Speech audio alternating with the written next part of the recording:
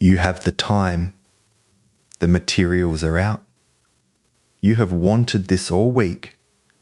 Now you are sitting in front of the work and nothing is moving. Not a shortage of ideas, not tiredness. Something closer to a wall that appears the moment you reach for the brush, the pen, the keyboard, the clay. You can think about the work. You can talk about the work. You cannot start the work. If you have been calling that laziness, this video is going to disagree with you. The freeze in front of a blank surface is not an absence of discipline. It is not evidence that whatever you had has gone. It is a protective response, and it follows rules. Once you can see the rules, the whole thing stops looking like a character flaw and starts looking like something with a mechanism. The freeze is not laziness. Laziness would feel like not caring. This does not feel like not caring. It feels like caring so much that approaching the work has become uncomfortable, then feeling guilty about the discomfort, then avoiding the thing that produces the guilt. Notice what actually happens in the moment. You sit down. There is a small rise of something in the chest or the stomach.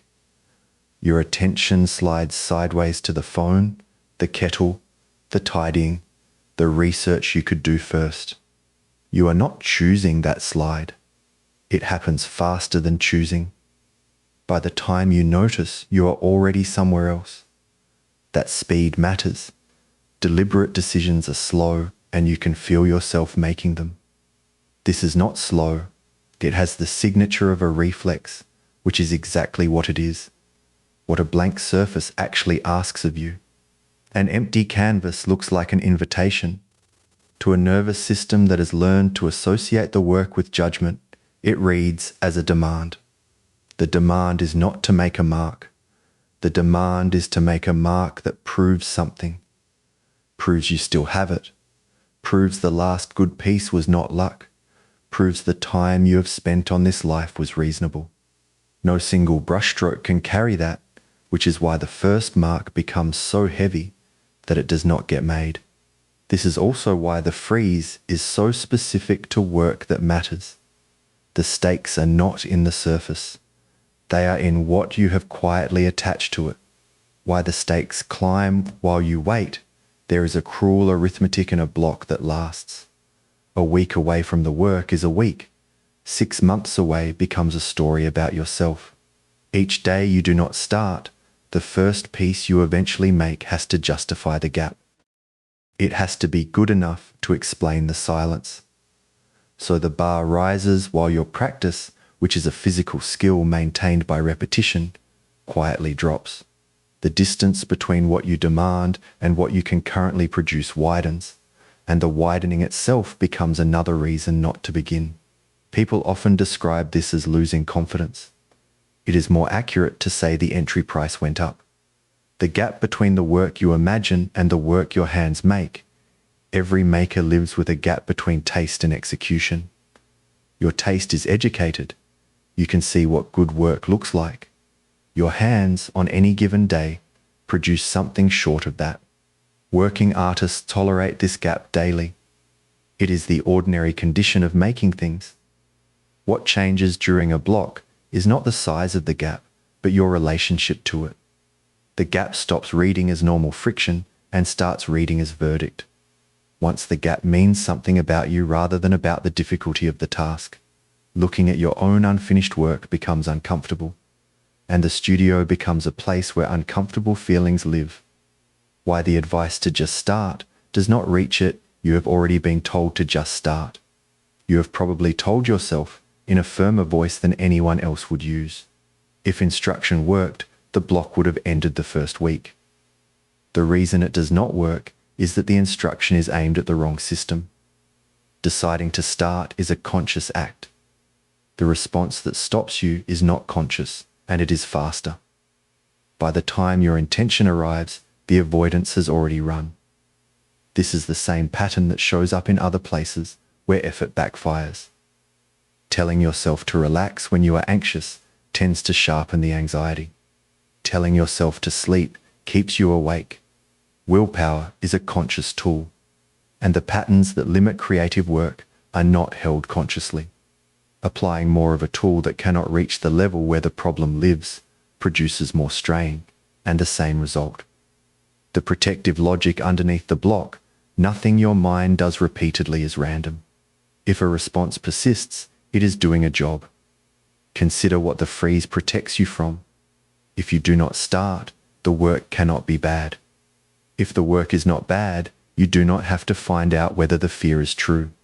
If you never test it, the identity survives intact. Not starting is a way of keeping the question open, and an open question hurts less than a bad answer. Seen that way, the block is not sabotage. It is a strategy for managing exposure, built by a part of you that is trying to prevent a specific kind of pain. It is working. That is the problem. It is doing its job so well that it also prevents the work. How avoidance teaches itself. Here is the loop that keeps it running. You approach the work. Discomfort rises. You turn away. The discomfort drops immediately, and that drop is the important part. Nächstes ist oder Avoidance. Like we are wearing the orsake and awareness. Klobian an, this the letter. I history at them or apocalypse.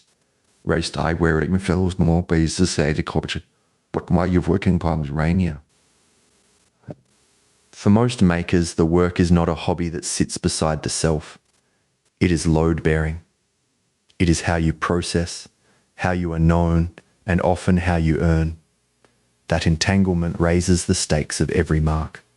When your work is your identity, a weak piece is not a weak piece. It is information about your worth. No wonder the hand hesitates. It also explains the guilt that runs underneath a block, which is often heavier than the block itself. Time away from the work does not feel like time away from a task. It feels like time away from yourself. Rest and blockage are not the same thing. One useful distinction, because they are frequently confused. Rest has a settled quality. You are not making, and you are not at war about it. Input is going in. Curiosity is intact. You look at other people's work with interest rather than with a knot. The block has tension in it. You want to be working. You are not working. And the not working costs you something every day. Curiosity has narrowed. Other people's work produces comparison rather than interest. If you are resting, the answer is to rest properly and stop calling it failure. If you are blocked, more rest will not resolve it, because the pattern is not fatigue, lowering the stakes instead of raising the effort. The instinct in a block is to raise effort. Try harder, commit more, make a bigger plan, promise yourself a stricter routine. Every one of those raises the stakes of the next attempt, and stakes are the thing that jammed the mechanism in the first place. The direction that makes sense is the opposite one. Not more force, but less at risk in a single attempt. A mark that is allowed to be bad.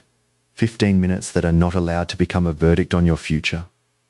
Work with no audience attached to it. This is also where approaches that address the subconscious level become relevant. Hypnotherapy and NLP work with conditioned responses directly, at the level where the association between the work and the threat was learned, rather than arguing with it consciously. The aim is to change what the blank surface signals to your nervous system, so that approaching it no longer triggers the guard. There is more on that in the linked article below, and Luma Counseling works with people in this exact spot when the pattern has been running for a while. The skill is still in your hands. What narrowed is the access to it. The block is not a verdict. It is a learned response, and learned responses can be unlearned. The first move is to see it for what it is, and you have just done that. If you want to go further, the full article is linked in the description, and you can find Luma Counseling there as well.